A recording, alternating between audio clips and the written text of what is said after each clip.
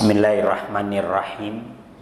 Assalamualaikum warahmatullahi wabarakatuh. Alhamdulillahilladzi arsala rasulahu bil huda wa dinil haqq liyudhhirahu 'alad dini kullihi wa kafa billahi syahida. Asyhadu an la ilaha illallah wahdahu la syarikalah wa asyhadu anna Muhammadan abduhu wa rasuluhu la nabiyya ba'da. Allahumma salli wa sallim ala Muhammad wa ala alihi wa sahbihi ajmain, amma ba'du. Bapak-bapak yang dirahmati oleh Allah Subhanahu wa taala serta ibu-ibu, alhamdulillah pada malam hari ini kita bisa melanjutkan taklim kita, kajian kita tematik, dan tema kita malam hari ini adalah syariat berkorban. Insya Allah tidak lama lagi akhir Juni ini kita akan masuk pada hari raya Idul Adha. Tapi sepertinya kayaknya 2 hari kita Idul Adha nih, ya, sama dengan Idul Fitri kemarin. Ya, wallahu a'lam. Ya. Kemudian pengertian korban diambil dari kata qoruba, yakrobu, kurban, wa kurbanan. Artinya adalah mendekati atau menghampiri. Karena tujuan dari pengorbanan adalah mendekatkan diri kita kepada Allah dengan cara menyembelih binatang. Secara istilah, korban adalah segala sesuatu yang digunakan untuk mendekatkan diri kepada Allah, baik berupa hewan sembelihan maupun yang lainnya. Jadi yang namanya pengorbanan secara istilah, apapun yang digunakan untuk mendekatkan diri kepada Allah, maka itu adalah pengorbanan. Hanya saja dalam syariat berkorban memang diperintahkan untuk menyembelih binatang, baik itu sapi atau onta atau kambing, ya. Kemudian hewan korban disebut juga dengan istilah udhiyah atau al-adhiyah, dengan bentuk jamaknya adalah al-adhahi. Kata ini diambil dari kata duha, ya, yaitu waktu matahari mulai tegak yang disyariatkan untuk melakukan penyembelihan kurban, yakni kira-kira jam 7 ke atas. Jadi penyembelihan korban itu sunnahnya adalah pada waktu duha. Dan syarat sahnya korban ketika ia disembelih setelah sholat id dilaksanakan, ya. Kata Nabi, man dzabaha qabla shalah falyakhud syatan makanaha. Barang siapa yang menyembelih sebelum sholat, maka dia harus cari kambing lain sebagai penggantinya. Karena yang menyembelih sebelum sholat itu tidak dianggap kurban. Jadi syarat sahnya setelah sholat id dilaksanakan, dan itu waktu duha. Karena ada Pak ya beberapa orang yang korban kornet itu belum Idul Adha, kornetnya udah jadi. Lo itu disembelihnya kapan gitu loh, ya. Kalau disembelih tahun lalu kok ya kebangetan dibagi sekarang. Padahal dia patungannya ya setelah Idul Fitri gitu kan. Kan berarti penyembelihannya kapan ini? Maka ada baiknya kalau memang harus patungan membeli seekor hewan yang hidup kemudian disembelih pada waktu setelah sholat Id, ya, sholat Idul Adha dilaksanakan. Kemudian hukum berkorban. Hukum korban itu sunnah muakkadah, mayoritas para ulama menyatakan demikian, dan tidak wajib. Tapi korban itu menjadi wajib bagi Rasulullah Sallallahu Alaihi Wasallam. Kata Nabi, umirtu bin nahri wa huwa sunnatun lakum. Aku diperintahkan atau diwajibkan untuk menyembelih korban, sedangkan korban itu bagi kalian adalah sunnah. Hadis diriwayatkan oleh Imam At-Tirmidzi. Jadi Rasulullah semenjak disyariatkannya berkorban, beliau itu berkorban terus sampai beliau wafat. Ya. Kemudian kutiba alayyan nahar walaysa biwajibin alaikum. Telah diwajibkan kepadaku, yakni kepada Rasulullah, untuk berkorban. Walaysa biwajibin alaikum. Dan korban itu tidak wajib atas kalian. Hadis riwayat Daruqutni. Tapi kalau ada orang yang mampu untuk berkorban, kemudian dia malas atau enggan untuk berkorban, Nabi nggak suka. Bahkan Nabi menyatakan, fala yaqrabanna musallana, jangan dekat-dekat tempat sholatku. Kalau mampu loh ya. Memang dia mampu korban tapi nggak mau misalnya. Nggak diancam neraka juga. Nggak divonis dosa juga. Tapi Nabi nggak suka. Ya namanya nggak suka gimana sih Pak ya? Ya, maka hindari jangan sampai kita tidak disukai oleh Rasulullah Sallallahu Alaihi Wasallam. Dari Aisyah radhiyallahu anha bahwa Rasulullah Sallallahu Alaihi Wasallam bersabda, "Ma amila adamiyun min amalin yauman nahr ahabba ilallah min ihraqid dam. Innaha la ta'ti yaumal qiyamati bikuruniha wa ash'ariha wa adlafiha wa annad-dam la yaqa'u minallah bimakanin qabla an yaqa'a minal ard fatibu biha nafsan." Kata Nabi, betapa besarnya keutamaan berkorban sampai beliau menyatakan, "Ma min amalin", tidak ada satu amalan pun yang dilakukan oleh manusia pada hari raya korban yang lebih dicintai oleh Allah selain dari menyembelih hewan korban.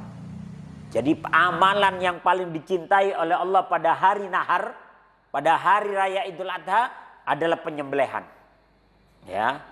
Sesungguhnya hewan korban itu kelak di hari kiamat akan datang beserta tanduk-tanduknya. Ya. Beserta bulu-bulunya dan beserta kuku-kukunya.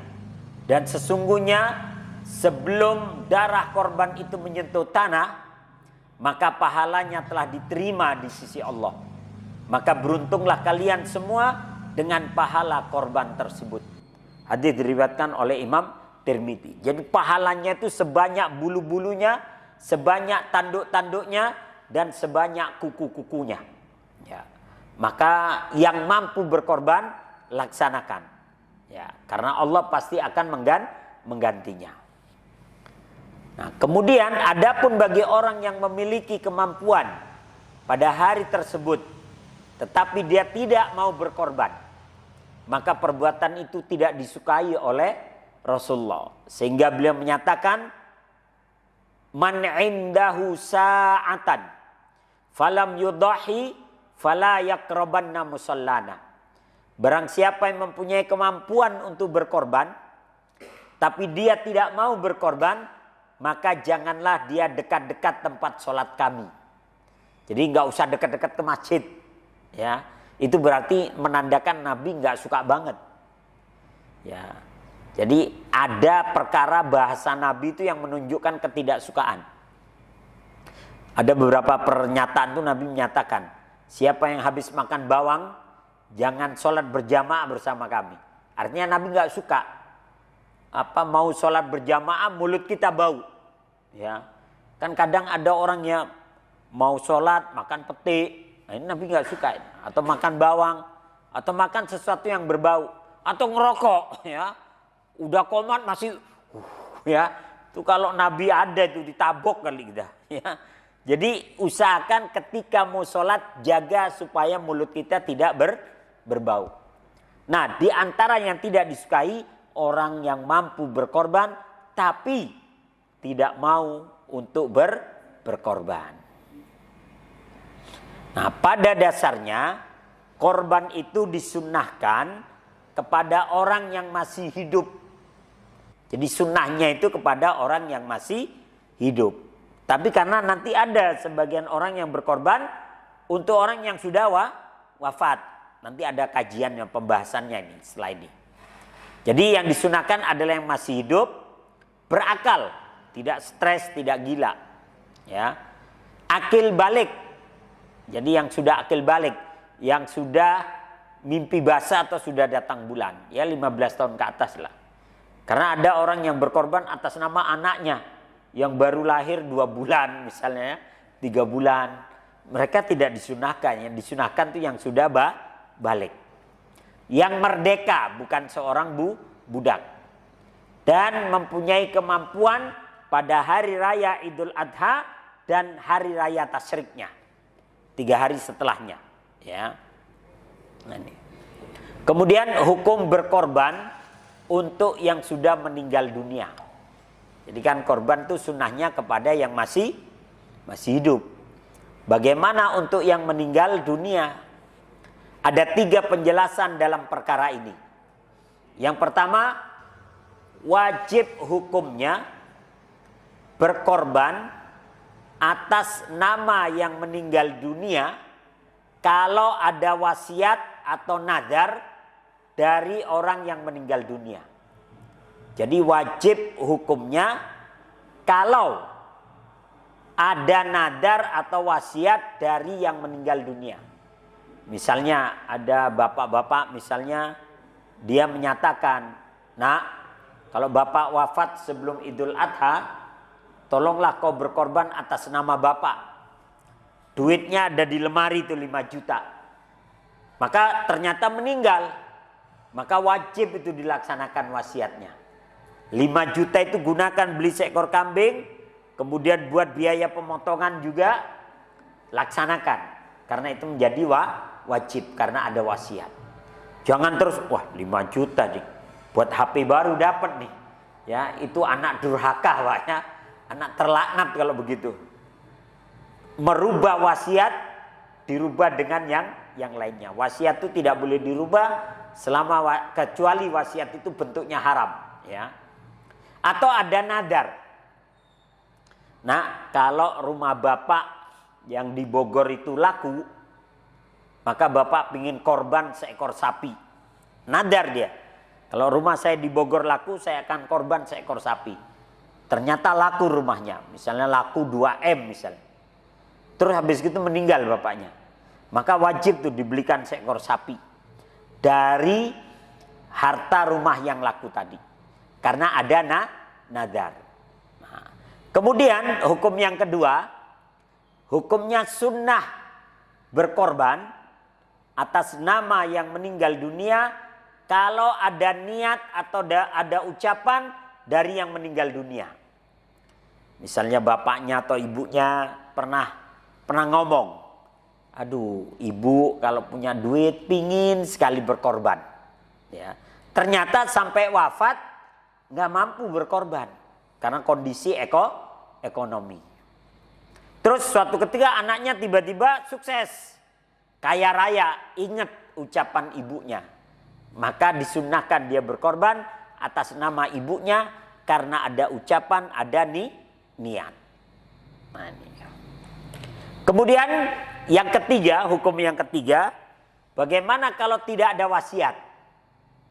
Tidak ada nadar, tidak ada niat atau tidak ada ucapan.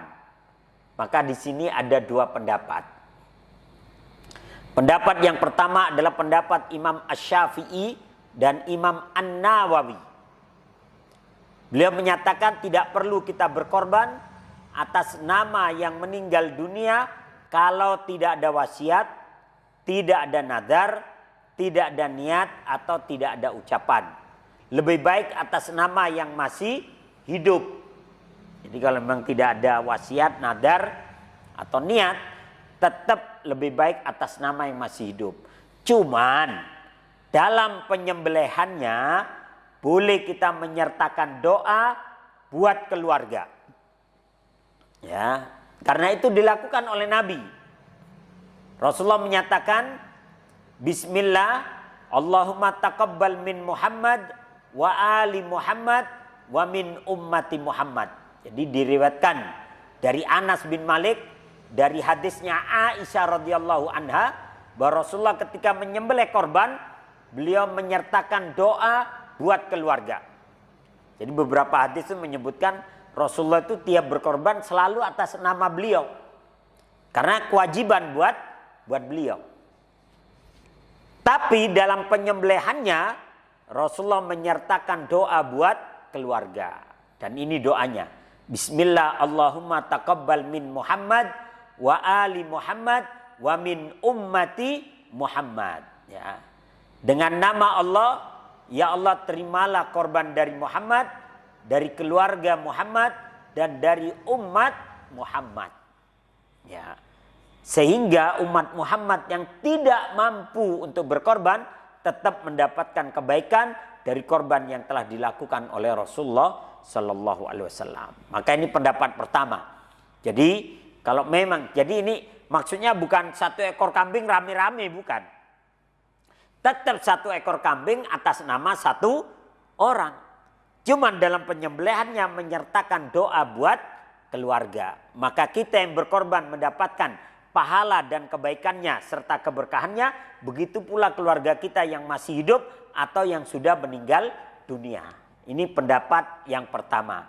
Jadi kalau memang tidak ada wasiat, tidak ada nadar, tidak ada ucapan, sebaiknya tetap atas nama yang masih hidup. Nah, pendapat yang kedua, kalau tidak ada wasiat, nadar atau niat, pendapat Imam Abu Hanifah, Imam Malik dan Imam Ahmad, hukumnya mubah atau boleh, ya. Tapi hal itu tidak termasuk sunnah. Maksudnya begini, boleh kita berkorban atas nama yang meninggal dunia, walaupun tidak ada nadar, tidak ada niat, tapi jangan dianggap sunnah, jangan pula dianggap sebagai kewajiban. Hanya mubah saja, boleh kalau sekali, dua kali nggak apa-apa. Karena yang lebih disunahkan adalah kepada yang masih hidup, ya. Kemudian bagaimana berkorban dengan cara patungan? Pada dasarnya seekor kambing atas nama satu orang, sapi atas nama 7 orang secara patungan. Ya. Dalam kondisi darurat, ada sebuah hadis yang menyebutkan, diriwayatkan oleh Imam Ahmad dan Al-Hakim dari Abul Aswad As-Sulami dari ayahnya, dari kakeknya, dia berkata, saat itu kami bertuju bersama Rasulullah dalam satu perjalanan. Nah, berarti kalau dalam perjalanan sifatnya darurat, Pak, ya. Karena Nabi kan wajib itu berkorban. Sementara beliau dalam perjalanan. Dan kami mendapati hari raya Idul Adha. Maka Rasulullah memerintahkan kami untuk mengumpulkan uang setiap orang 1 dirham. Nah, karena Nabi itu wajib untuk berkorban. Sementara sahabat enggak. Kalau memang enggak ada. Nah, sementara ini dalam sebuah perjalanan sehingga di satu tempat pengorbanan harus dilakukan. Kalau Nabi sendiri nggak ada kambingnya, maka Nabi mengajak yang lain. Ya, masing-masing orang mengeluarkan uang 1 dirham. Ada yang menyebutkan 1 dirham itu 300.000 kalau uang kita. Ya, berarti kalau 7 orang sekitar 2.100.000 ya. Kemudian kami membeli kambing seharga 7 dirham. Kami berkata, wahai Rasulullah, harganya mahal bagi kami. Jadi kata para sahabat, harga kambingnya mahal buat kami karena 7 dirham itu habis, nggak tersisa. Maka Rasulullah menyatakan sesungguhnya yang paling utama dari korban adalah yang paling mahal dan paling gemuk. Jadi maksud Nabi, ya sudah itu yang terbaik sudah. Uang kamu sampai habis itu yang terbaik, yang paling mahal menurut kalian dan paling gemuk. Ya. Kemudian Rasulullah memerintahkan pada kami masing-masing orang memegang 4 kaki. Ini kayaknya megangnya juga formalitas saja, Pak, ya. Karena kambing kan 3 orang aja udah cukup, ya. Atau 2 orang udah cukup megangin. Dan 2 orang pegang tanduknya, sementara yang ketujuh yakni Rasulullah menyembelihnya, kemudian kami bertakbir. Sekali lagi ini sifatnya darurat. Sehingga Imam Syafi'i membolehkan, boleh kita mengajari anak-anak didik kita untuk berkorban walaupun secara patungan. Makanya ada di beberapa sekolah itu yang mereka tetap mengadakan korban dengan cara patungan untuk mendidik anak-anak bahwa inilah kita berkorban. Walaupun ada beberapa guru yang ikut juga, dia sendiri, ya. Kayak di sekolah, kayak di SMA Muhammadiyah kita ngajar dulu. kita bisa sampai nyembelih 7 kambing sampai pernah 11 kambing pernah. Ya, sebagiannya patungan dari anak-anak, sebagiannya guru. Ya, 1 ekor gitu. Sehingga kita bisa berkorban bersama-sama, ya. Dan anak-anak diajari cara naningin Pak ya, nimbangin, ngukurin dan semua, motongnya, sehingga mereka terbiasa nanti dengan masalah pengorbanan. Jadi korban yang terbaik kata Nabi, yang paling mahal dalam ukuran kita dan yang paling gemuk. Ya. Nah, syukur-syukur kayak gini Pak ya. Kalau sapinya begini kan mantap Pak. Ya. Rifin dari Kabupaten Lumajang. Rifin dari Kabupaten Lumajang. Mas, truknya itu masukkan dulu. Mau liwat. Kalau sapinya segini mantap nih Pak. Ini 1 ton lebih Pak. Kalau nggak salah 1 ton 300 kilo. Ya. Cuman ini harus butuh tenaga yang banyak nih ya. Jadi korban yang terbaik kata Nabi, yang paling mahal dan paling gemuk sesuai dengan kemampuan ukuran kita. Atau kalaupun kambing ya, yang sesuai dengan kemampuan kita, yang paling gemuk dan paling mahal ya. Apalagi kalau kambingnya begini nih Pak ya, buntutnya itu Masya Allah ya, buat sop buntut mantap itu ya. Nah ini mantap nih, domba kalau ini ya, ini kategorinya adalah domba ya. Jadi yang terbaik dari korban, yang paling mahal dan paling gemuk. Kemudian siapakah yang berhak menerima dan memakan daging korban? Dalam surat Al-Hajj ayat 36 Allah menyatakan, fakulu minha wa at'imul qani'a wal mu'tar. Maka makanlah sebagian dari korbanmu dan berikan makan orang yang rela dengan apa yang ada padanya. yakni orang kaya. Dan orang-orang yang meminta. Abdullah bin Abbas berkata, Al-Qani berarti orang yang menganggap cukup dengan apa yang kamu berikan dan ia tetap di rumahnya. Jadi Al-Qani itu dia tidak bantuin dalam prosesi pemotongan. Dia cuma di rumah aja, nggak datang, ya, karena dia udah biasa makan daging. Dikasih alhamdulillah nggak juga nggak masalah. Sedangkan Al-Mu'tar berarti orang yang datang kepadamu dan bergabung denganmu agar engkau memberinya daging, tapi dia tidak memintanya. Jadi Al-Mu'tar itu dia datang bantuin. Dia pingin dikasih daging tapi nggak ngomong.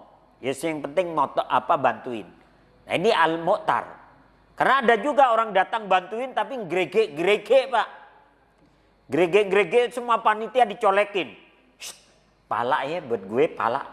Dua pala ya. Terdatang ke panitia yang lain. Colek juga. Terpedu 2 ya. Semua dia bantuin tapi semua dicolekin semua. Yang panitia bagian kulit, bagian apa didatengin semua. Ntar gue minta kulitnya ya. Ini bantuin tapi gregek nggak boleh. Bantuin aja. Ya, insya Allah dikasih kok yang bantuin gitu ya. Tapi jangan itu. Ya, kan ada orang yang begitu modelnya ya. Datang tapi kaki buat gue ya, kaki sapi 4 gitu ya. Ada. Dia pulang sekarung sendiri tuh ya. Nah ini ya bantuin. Tapi jangan juga bantuin nyolong. Ada juga bantuin torpedo kantongin, bantuin ati kantongin, bantuin pala sapi kantongin juga ya. Jangan ya, bantuin aja. Kalau memang dikasih lebih oleh panitia itu haknya panitia ya. Nah, ini. Jadi orang yang mu'tar adalah orang yang datang bergabung. Maka berdasarkan ayat ini para ulama sepakat bahwa daging korban itu dibagi menjadi 3 bagian.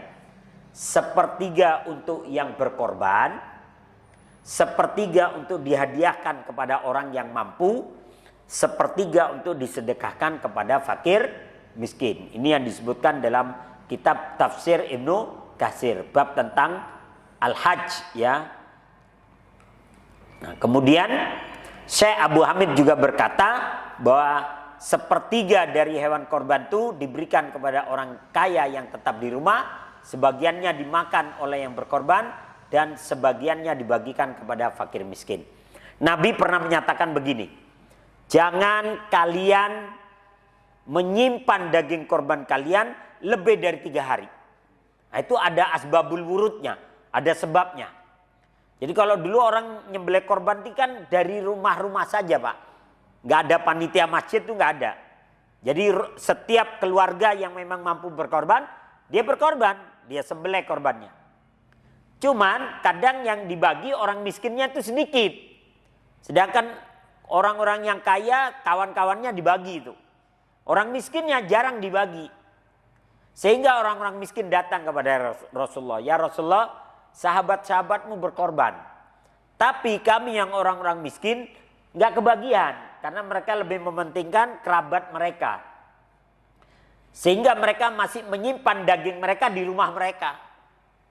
Maka Nabi bersabda, jangan kalian menyimpan daging korban kalian lebih dari 3 hari. Nah karena takut lewat 3 hari, akhirnya dibagi-bagikan tuh kepada orang miskin. Nah setelah sahabat memahami tujuan dari ucapan Nabi jangan menyimpan daging lebih dari 3 hari, yakni harus dibagi juga kepada fakir miskin, akhirnya mereka membagi. Tiap pengorbanan yang miskin pun dibagi, sehingga mereka tidak lebih dari 3 hari. Nah setelah pemerataan itu terjadi, artinya yang kaya dan miskin menikmati korban, baru Nabi menyatakan sekarang kalian boleh menyimpan daging korban kalian walaupun lebih dari 3 hari. Yang penting semua sudah kebagian. Seandainya kita simpan di rumah kita lebih dari 3 hari nggak apa-apa. Ya. Jadi tujuan Nabi melarang lebih dari 3 hari supaya ada pemerataan. Ya. Kemudian berkorban tapi belum akikoh. Ada sebagian orang menyatakan tidak sah korbannya orang yang belum akikoh. Kalau kita telusuri sejarah, bahwasanya syariat berkorban itu datang lebih dulu daripada syariat akikoh. Korban itu dari sejak zaman Nabi Adam sudah ada.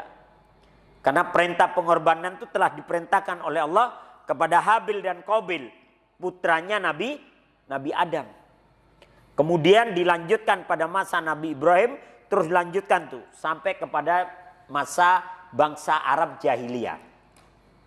Sedangkan akikoh itu adalah kebiasaan bangsa Arab ketika mereka mendapatkan anak laki-laki.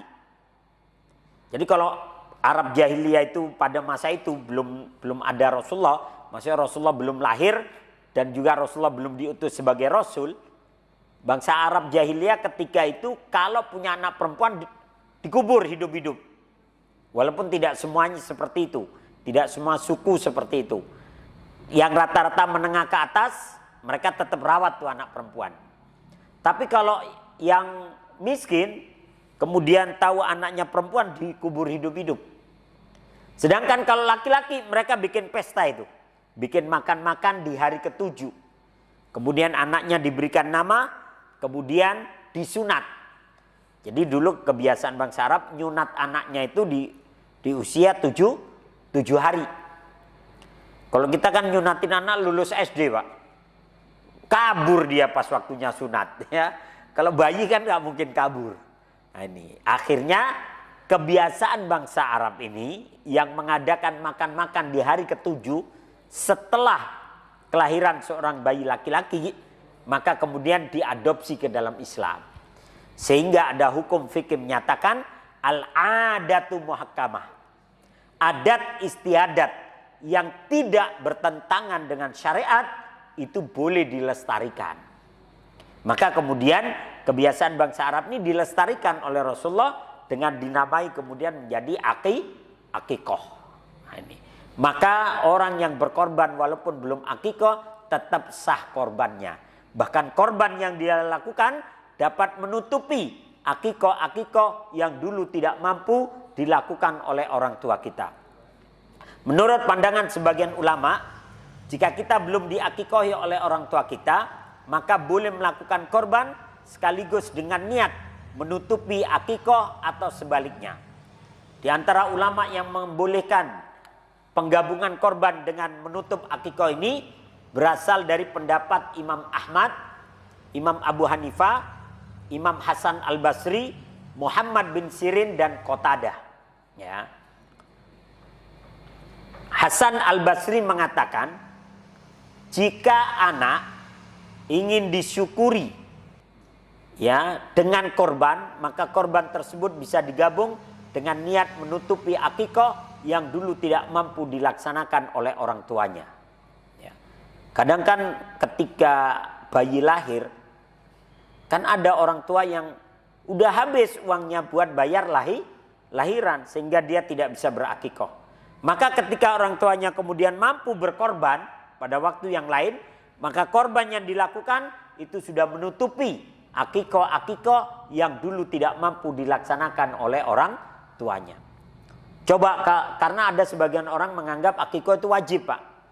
Padahal hukum akikah itu sama dengan korban. Sunnah muakkad, sunnah bagi yang mampu. Coba kalau korban itu wajib, Pak. Orang tua kita di kampung itu dosa semua, Pak. Karena dulu mereka tidak mampu berakikah. Dan ilmunya juga belum ada. Ya. Kalau kita tanya orang tua kita, Pak, aku dulu diakikahi. Wis mikiri akikah le, bisa bayar dukun beranaknya, wis alhamdulillah begitu. Ya, kalau di kampung tuh nggak ada akikah zaman dulu, adanya selapan. Selapan itu di hari ke-35 apa 40 gitu, terdisyukuri itu. Itu pun juga nggak pakai kambing, pakai urap, pakai tahu, pakai tempe, sama telur setengah, ada sambal terasi di atasnya.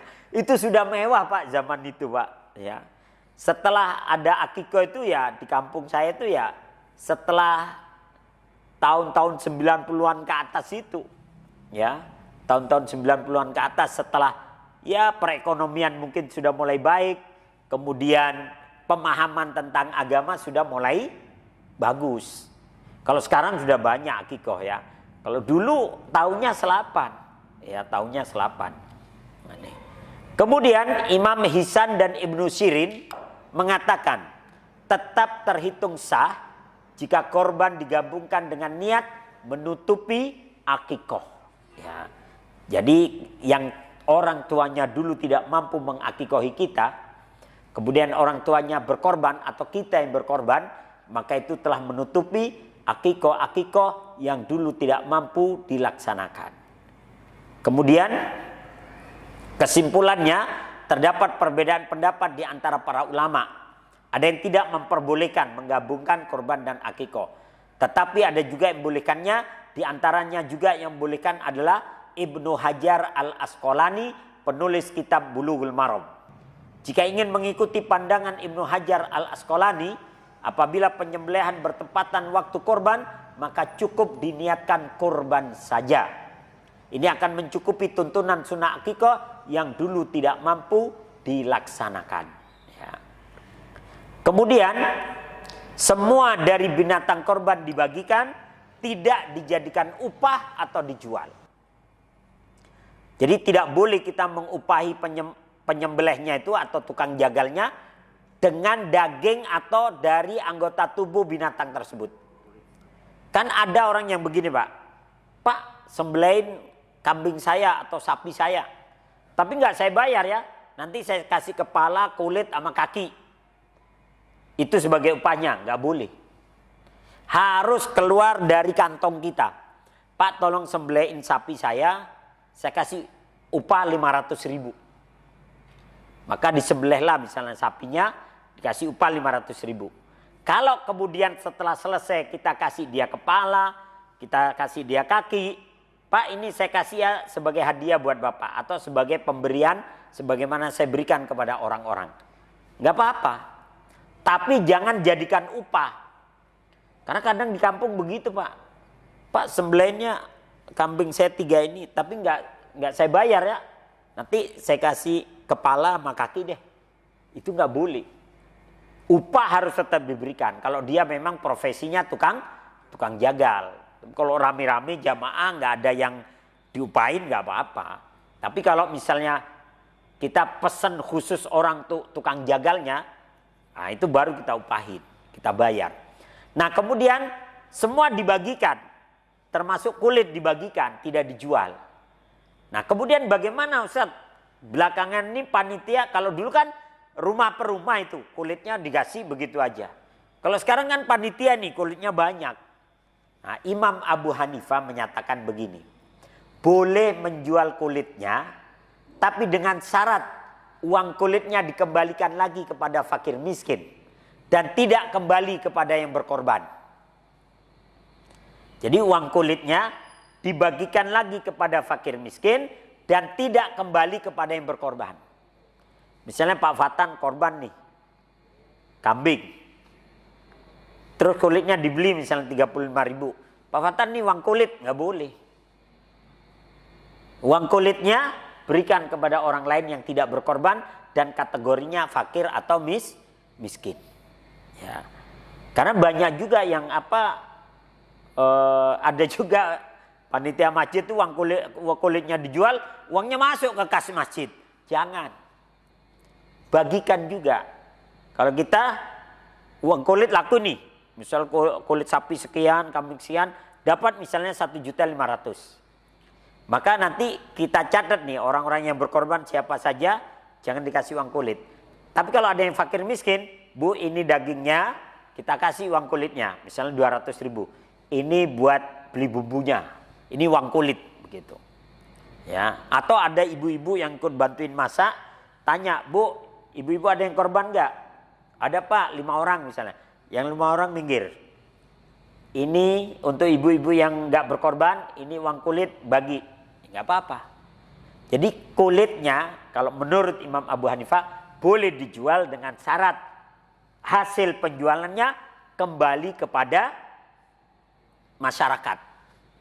Atau dalam pendapat lain diperbolehkan boleh kulitnya dijual tapi hasil penjualannya misalnya dibelikan sandal masjid buat wudhu atau buat fasilitas masjid. Apa kalau fasilitas masjid Pak? Selain sandal masjid. Pokoknya yang itu kembali kepada masyarakat. Ya, kembali kepada masyarakat. Nah ini, jadi intinya jangan sampai uang kulit kembali juga kepada yang berkorban. Nah langsung saja dari Ali bin Abi Thalib, Rasulullah menyuruhku untuk mengurusi korban ontanya dan menyuruhku untuk membagikan daging, kulit dan pakaiannya kepada orang miskin. Jadi dulu begini Pak, binatang korban dulu dikasih selimut. Zaman Nabi nggak tahu tujuannya apa, tapi yang jelas kambing maupun onta itu sebelum dikorbanin itu dikasih selimut.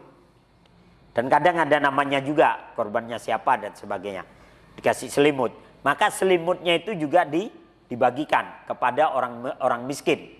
Dan aku tidak memberi kepada penyembelihnya, yakni tukang jagalnya, daging onta tersebut sebagai upah. Jadi upahnya dikeluarkan sendiri dari harta Rasulullah, dari uang Nabi. Kalaupun nanti dia sudah dikasih upah, terus dikasih lagi 2 kantong misalnya, Pak ini hadiah buat keluarganya, nggak apa-apa. Ya, tapi upahnya tetap harus dikasih. Yang jadi masalah begitu, upahnya nggak dikasih daging doang sebagai upah, itu yang nggak boleh. Ya. Kemudian usia ideal hewan korban. Kata Nabi, la tadbahu illa musinnatan, illa ayya surah alaikum fatadbahu jada'atan minad dha'n. Kata Nabi SAW, jangan menyembelih hewan kecuali hewan yang umurnya masuk tahun ketiga. Udah masuk tahun ketiga berarti dia sekitar 2 tahun. Bila engkau sulit mendapatkannya, sembelihlah kambing yang umurnya masuk tahun kelima. Sehingga dari kategori ini, kalau nyari kambing kalau bisa sudah 2 tahun. Sudah 2 tahun, masuk tahun ketiga. Itu agak gede itu sudah. Jangan yang mohon maaf, ini kadang kan kambing, Pak ini berapa? Ini 4 juta, yang 2,5 ada. Ditunjukin yang 2,5 yang ini nih. Bilang embek nggak bisa dia. Embek coba nggak bisa, mahak gitu ya. Mahak gitu. Terlalu kecil masih ya. Kadang ya itulah, yang belum layak dijual jangan dijual harusnya. Kalau masih kecil jangan. Kata Nabi, umurnya kalau bisa masuk tahun ketiga. Berarti dia sudah dua tahun perkiraannya. Ya. Kadang tukang penjualnya nakal juga. Pak, yang tua Pak. Boy, ini kecil tapi tua ini. Tapi memang kecil gitu loh ya. Ya ini nggak diperbolehkan. Bilang kau sulit mendapatkannya, sembelihlah yang masuk tahun kelima. Sehingga kalau bisa jangan lebih dari 5 tahun usianya. Yes, kalau 5 tahun nggak apa-apa lah. Tapi kalau lebih jangan. Ketuaan nanti. Nggak ada sumsumnya ya. Kemudian kata Nabi, arbaun, ada 4 macam hewan yang tidak boleh dijadikan korban. Yang pertama yang tampak jelas butanya. Jadi hewan yang buta nggak boleh. Yang tampak jelas sakitnya. Yang lain semangat, dia ngelentru aja. Kenapa kamu diem aja? Meriang Pak gitu ya. Jangan dibeli itu. Tapi justru kadang oleh penjual yang meriang-meriang itu dijual. Udah nggak apa-apa deh itu, ambil murah-murah deh gitu. Jangan. Kalau memang dia sakit, sisihin. Jangan dijual ya. Tampak jelas pincangnya. Jalannya pincang gitu ya. Pak kok jalannya begitu? Enggak, action doang tuh. Begitu kadang ya. Padahal memang pincang ya. Nah kemudian dan hewan yang tua yang tidak bersumsum.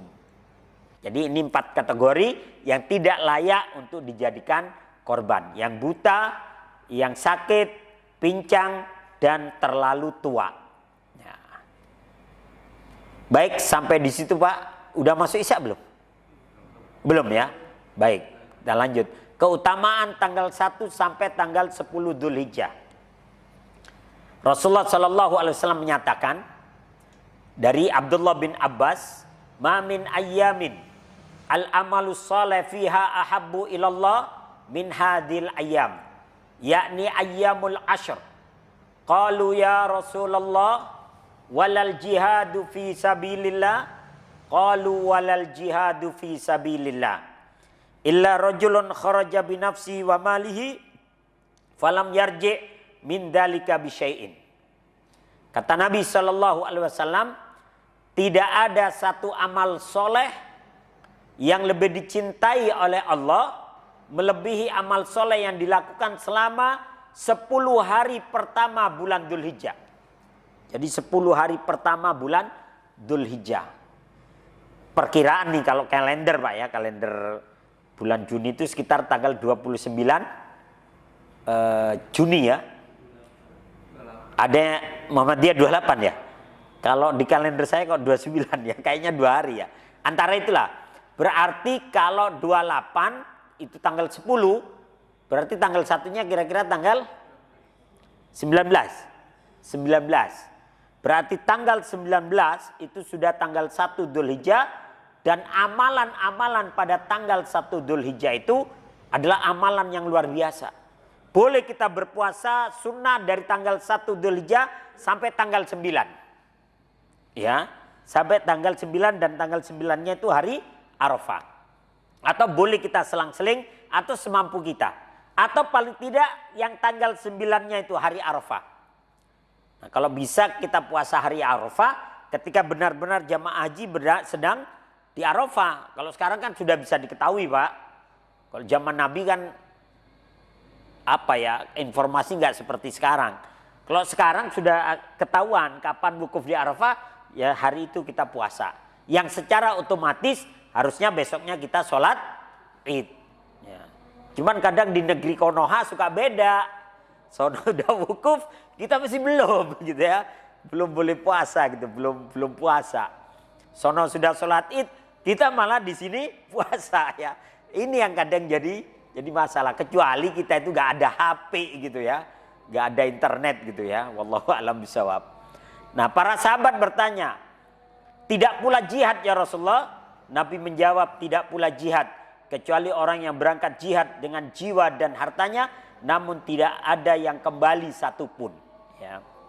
Kemudian untuk yang mau berkorban, disunahkan dari tanggal 1 sampai binatang korbannya disembelih, disunahkan untuk menahan diri, tidak memotong kuku, tidak memotong rambut, tidak memotong kumis atau jenggot, ya, selama tanggal 1 sampai binatang korban disembelih. Tujuannya untuk menyertai saudara-saudara kita yang sedang pakai pakaian ihram, di mana mereka tidak boleh potong rambut, potong kuku dan sebagainya. Tapi ini untuk yang mau korban saja. Pak Ustadz, gimana kalau seandainya terpaksa dia harus potong kuku? Ya tetap sah korbannya. Karena ini sifatnya hanya himbauan, bukan pelarangan, pengharaman secara mutlak. Jadi bagi yang memang niat mau berkorban atas nama dia, tanggal 30 Dzulqa'dah, potong tuh kukunya, potong rambutnya, rapiinlah semuanya. Sehingga tanggal 1 sampai binatang korbannya disembelih, kurang lebih 10 hari, dia tidak potong kuku, dia tidak potong janggut ataupun kumis. Itu aja yang dapat saya sampaikan. Karena sudah masuk waktu Isya, mari kita tutup dengan hamdalah dan doa kafaratul majlis. Alhamdulillahirabbil alamin. Subhanakallahumma wa bihamdika asyhadu an la ilaha illa anta astaghfiruka wa atubu ilaik. Assalamualaikum warahmatullahi wabarakatuh.